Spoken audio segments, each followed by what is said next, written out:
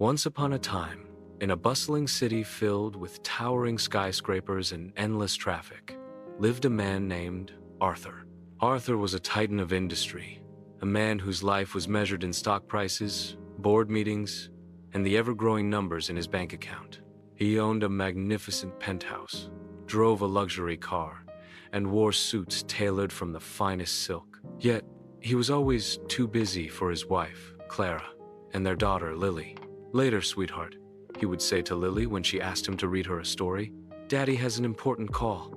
Soon, my love," he would promise Clara when she suggested a walk in the park.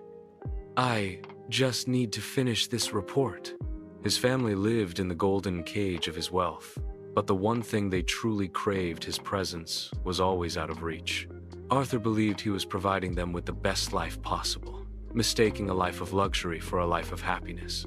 He was accumulating wealth, but he was squandering the real treasure, time. One day, while working late in his office, Arthur's body gave out.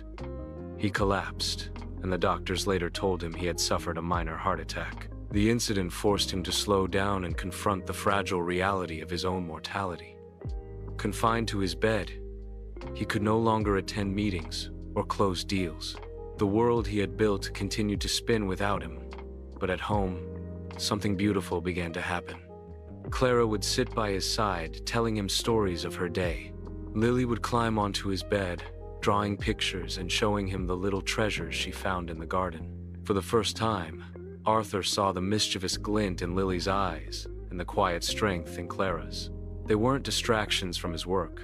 They were the reason for it. During his recovery, Arthur learned to read bedtime stories, his voice a little rusty at first, but filled with a warmth that had been long forgotten.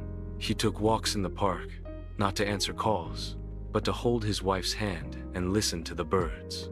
He traded his finely tailored suits for a comfortable sweater and the simple joy of a shared laugh. Arthur's wealth remained, but it had ceased to be his measure of success.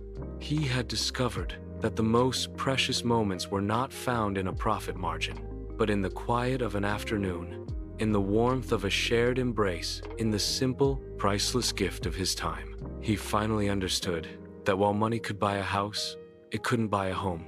It could buy a car, but not the memory of a shared road trip.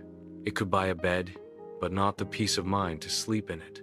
He learned, in the most profound way, that time is more valuable than money, and that the true measure of a rich life is not found in a bank account, but in the hearts of those you love.